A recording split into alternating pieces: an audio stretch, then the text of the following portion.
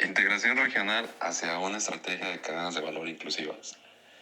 La integración regional es un proceso multidimensional que abarca no solo las temáticas económicas y comerciales, sino también las políticas sociales, culturales y ambientales.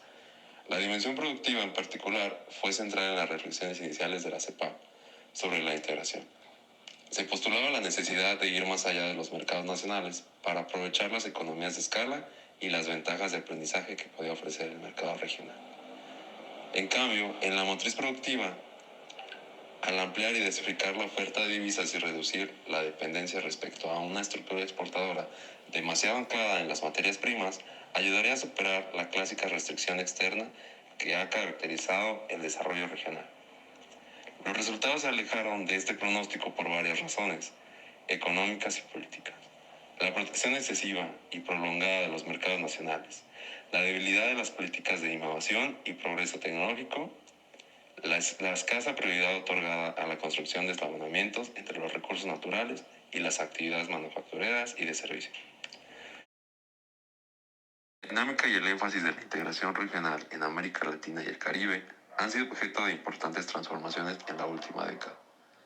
Por una parte, el malestar social que se generó en varios países de la región debido a los resultados de las reformas del tipo liberal de los años 90 se tradujo en la llegada al poder de coaliciones políticas con prioridades distintas a las de aquellas que las precedieron. Tales prioridades, por cierto, se trasladaron al plano de la integración. Un segundo elemento que ha influido en la evolución de la integración regional en los últimos años es la crisis financiera mundial que se inició en septiembre de 2008, cuyas repercusiones aún se experimentan con fuerza, en especial en las economías industrializadas. La magnitud de la crisis, la mayor desde los años 30, ha sido tal que ha puesto seriamente en duda una serie de concepciones que han caracterizado el proceso de globalización desde los años 80, como la primicia de los mercados financieros, de la autorregulación y del Estado mínimo. Con ello, la influencia intelectual de las naciones se ha visto fuertemente reducida. En tercer lugar, la irrupción de China en la economía mundial no solo ha alterado notablemente los patrones comerciales tradicionales de la región, sino que también ha influido de manera indirecta en sus esfuerzos de integración. La mejora de los términos de intercambio y la acumulación de reservas, como resultado de los altos precios de las materias primas, durante la mayor parte del periodo comprendido entre 2003 y 2011, redujeron la vulnerabilidad externa de los países sudamericanos. Para algunos de ellos, China también se ha transformado en una de las principales fuentes de financiamiento externo. La disminución de la vulnerabilidad externa y de la dependencia comercial y financiera con respecto a los Estados Unidos ha otorgado recientes grados de autonomía política a América del Sur. En comparación con los países mesoamericanos y caribeños, América del Sur tiene una menor dependencia económica respecto de los Estados Unidos y una creciente vinculación con China y otros países y regiones en desarrollo. Otra diferencia con el espacio mesoamericano es que América del Sur se caracteriza por menores niveles de comercio interregional y de integración productiva en sus economías. Esto es producto de numerosos factores como su especialización exportadora en recursos naturales.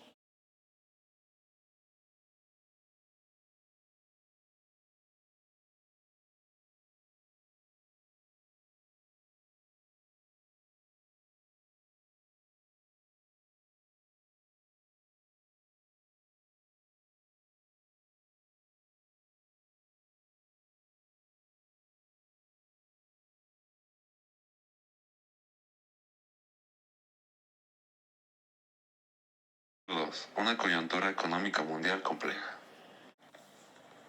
En el presente debate sobre la evolución y perspectivas de los procesos de integración en América Latina y el Caribe tiene lugar en un momento de grandes transformaciones en la economía mundial, por lo que no puede ignorar las principales consecuencias de esas transformaciones. Así, por ejemplo, todos los estudios prospectivos indican que en las próximas 2 décadas China se convertirá en la primera economía mundial, seguida de los Estados Unidos y de grandes economías en desarrollo como las de la India, el Brasil, México e Indonesia. Por su parte, el Japón y las economías europeas irán cediendo su actual prevalencia económica a los nuevos actores del mundo en desarrollo. Transcurridos ya casi 6 años desde la irrupción de las crisis financieras de 2008 y 2009, se confirma un nuevo contexto internacional, caracterizado por un menor ritmo de crecimiento de los países emergentes, mayores tasas de interés, precios estancados de los productos básicos y un aumento de la volatilidad de las variables económicas. En 2008 se evidenció que el acelerado crecimiento mundial del quinquenio anterior, acercado al 5% anual, era insostenible. Un modesto crecimiento en los países desarrollados. Desde mediados de 2013, 4 años después de haberse iniciado la recuperación de la crisis financiera y económica, la mayor de los países desarrollados mostrando un mayor dinamismo. No obstante, las 3 principales economías desarrolladas del mundo atraviesan una etapa de grandes cambios estructurales que hacen que su desempeño no alcance aún los niveles previos a la crisis. En el caso de los Estados Unidos, una parte importante de la recuperación económica se debió a la masiva expansión monetaria que llevó a cabo la Reserva Federal, anclada en la compra de activos para estimular la actividad privada por medio de la reducción de las tasas de interés y de incentivos al crédito. Varias tendencias apuntan a que esta recuperación se consolidará en 2014. El consumo debería aumentar por la mejora de la situación económica en los hogares. La desaceleración de las economías emergentes. Hasta 2011, el crecimiento de las economías emergentes superó largamente al de los países avanzados. Si bien este mayor dinamismo relativo se mantiene, las diferencias entre los dos grupos de economías se han reducido y con ello el aporte de los países emergentes al crecimiento de la economía global. Se prevé que esta situación continuará durante un próximo quinquenio en que las economías emergentes crecerían en torno al 5.3% y las desarrolladas alrededor del 2.3%. Con respecto a 2010, el crecimiento de las economías en desarrollo bajó 3 puntos porcentuales. En 2013, 3/4 partes de esta reducción se debió a una desaceleración en los países del grupo BRICS, sobre todo China y la India. Esta desaceleración del crecimiento obedece a factores cíclicos y estructurales. Los primeros incluyen la disminución de la demanda internacional, el estancamiento de los precios de los productos básicos, el retiro de los estímulos fiscales y monetarios y el aumento de las tasas de interés. El escaso dinamismo del comercio mundial. El comercio mundial tuvo un comportamiento particularmente apagado en 2012 y 2013, después de experimentar en 2010 una vigorosa recuperación tras la crisis. Su crecimiento en volumen se desaceleró hasta citarse en un 5.4% en 2011 y en apenas un 2.3% en 2012 y un 2.1% en 2013.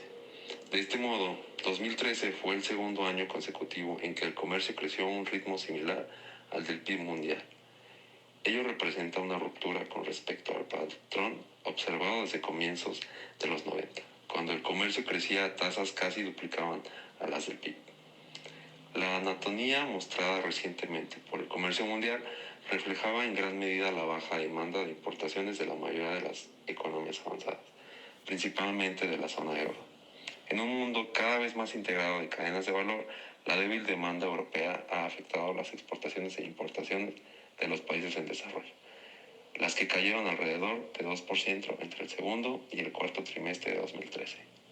La participación al PIB puede ser limitada si los países capturan solo una pequeña parte del valor agregado creado en las cadenas. No obstante, la participación en cadenas de valor no está exenta de riesgos, y estos pueden ser los siguientes ejemplos. Una parte importante del valor en las cadenas mundiales en los países en desarrollo se genera en las filiales de empresas multinacionales, lo que puede llevar a una baja captura de valor, como resultado de precios de transferencias o repartición de ingresos. La difusión de tecnologías, la creación de capacidades y el escalamiento no son automáticos. Los países en desarrollo enfrentan en ese sentido el riesgo de quedar estancados en actividades de valor agregado relativamente bajo. Los impactos ambientales y los efectos sociales, incluidos los efectos sobre las condiciones laborales, la seguridad ocupacional y la salubridad, pueden ser negativos. Y finalmente, la libertad de movimiento potencial de las actividades de las cadenas mundiales de valor y la mayor vulnerabilidad a los choques externos también presentan riesgos. No se trata pues solo de ser parte de estas cadenas de valor. El desafío consiste en incrementar la participación del valor agregado generado localmente, así como en ascender en la jerarquía de las cadenas, transitando desde actividades para maximizar los beneficios y minimizar los riesgos asociados a las cadenas de valor. Es la aplicación de políticas que refuerzan la sinergia entre las políticas de comercio y de inversión, favoreciendo una promoción coordinada de ambas y ubicando el estímulo a dichas cadenas en las políticas de desarrollo industrial. Apuntan a superar los cuellos de botella en materia de infraestructura que limiten el potencial de esas cadenas. que fomenten las capacidades productivas de las empresas locales y que apoyen la adquisición de conocimientos especializados de la mano de obra local. A las iniciativas de integración profunda en Asia, Europa, América del Norte, se han sumado más recientemente iniciativas transregionales de vasto alcance, conocidas como megaregionales. Estas negociaciones megaregionales tienen por objeto establecer mecanismos de gobernanza que respondan a la naturaleza cambiante de la producción, el comercio y la inversión del mundo. Las redes internacionales de producción basadas en América del Norte, Europa y Asia Oriental son uno de los ejemplos más visibles de dichas transformaciones.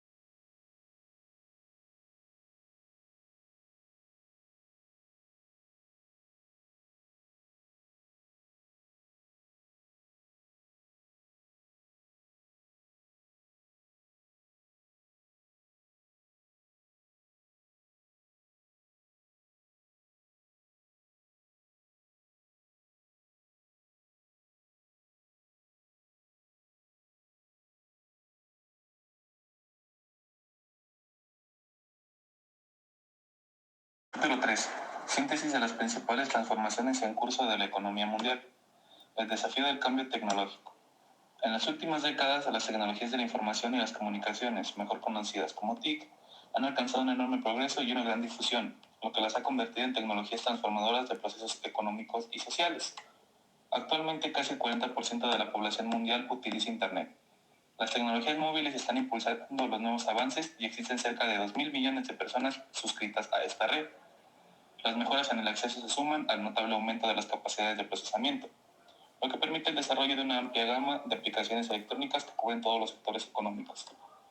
La posibilidad que hoy existe de convergencia entre los distintos dispositivos, aplicaciones, redes y plataformas basadas en Internet explica el hecho de que esas tecnologías se hayan convertido en herramientas claves para el crecimiento económico y la competitividad.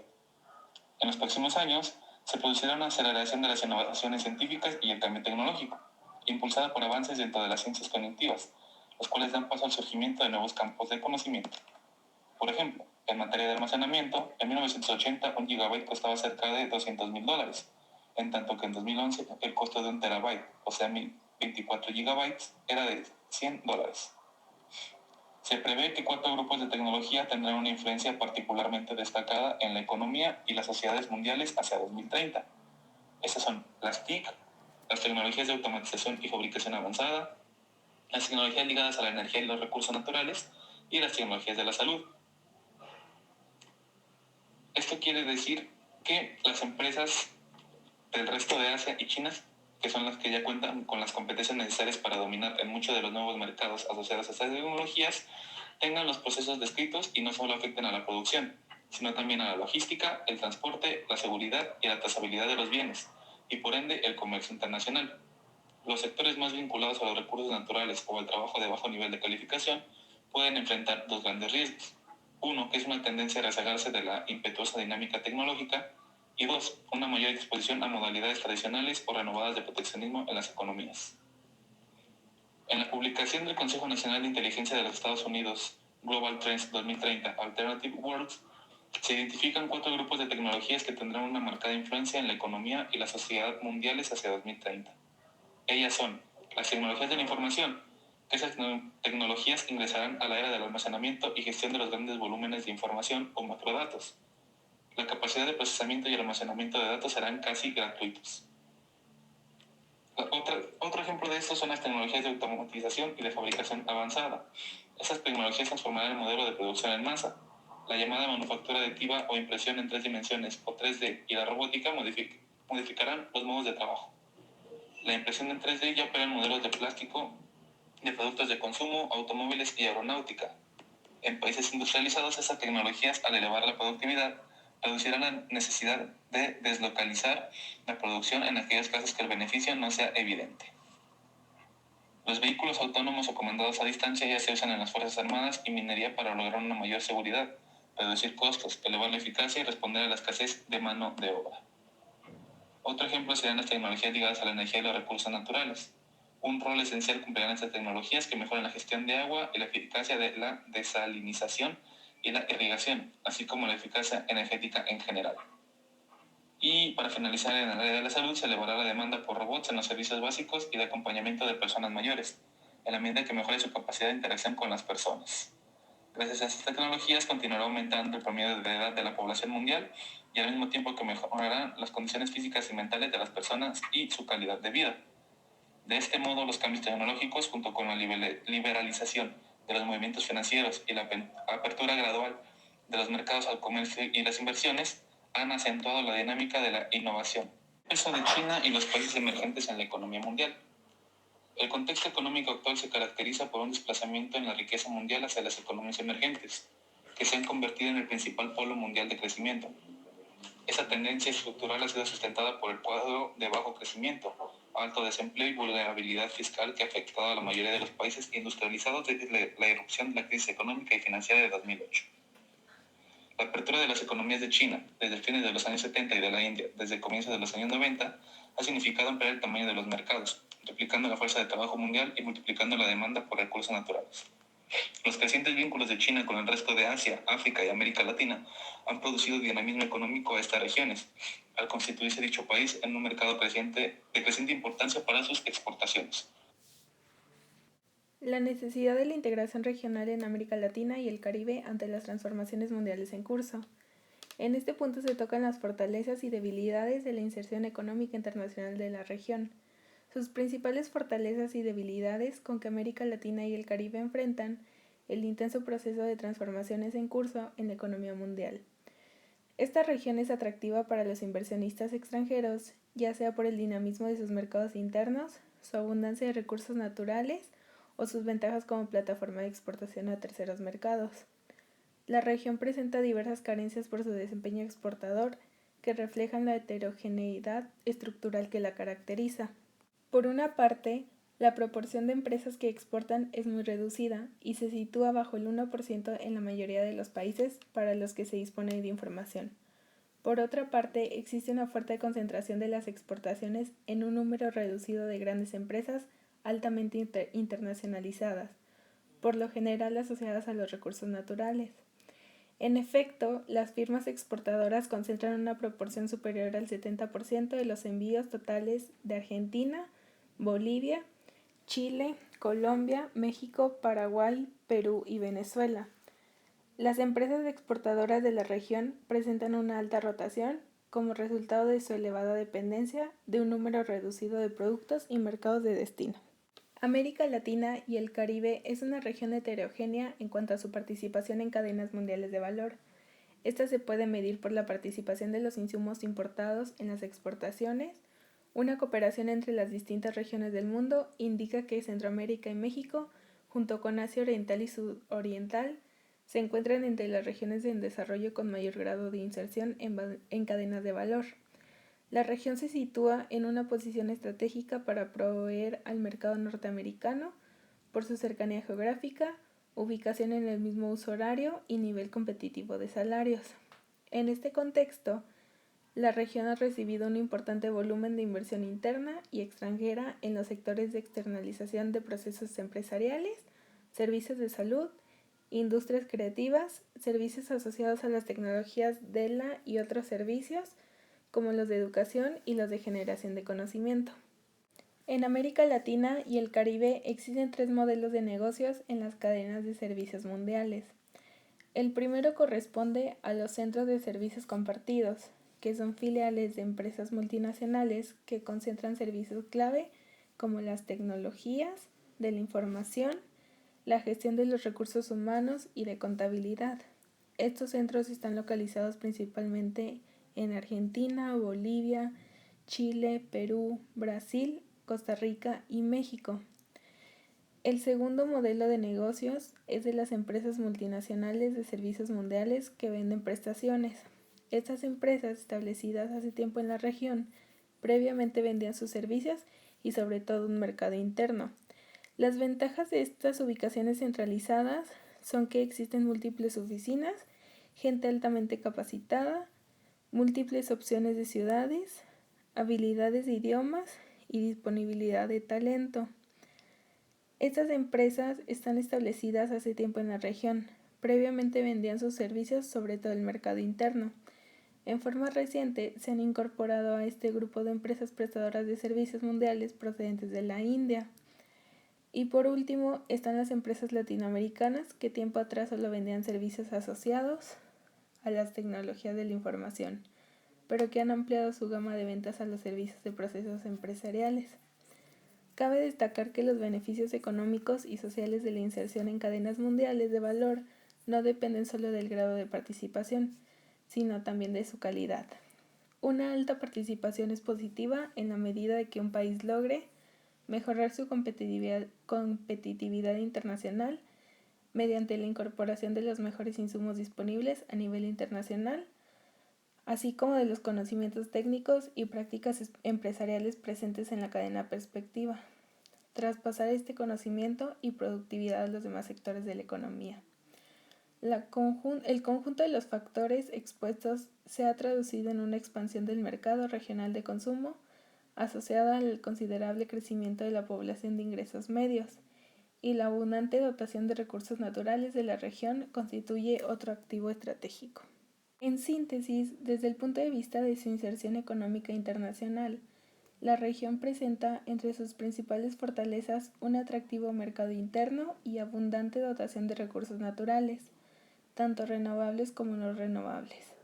Entre sus principales debilidades se encuentra una insuficiente inserción en la economía del conocimiento y una participación poco dinámica en el comercio internacional.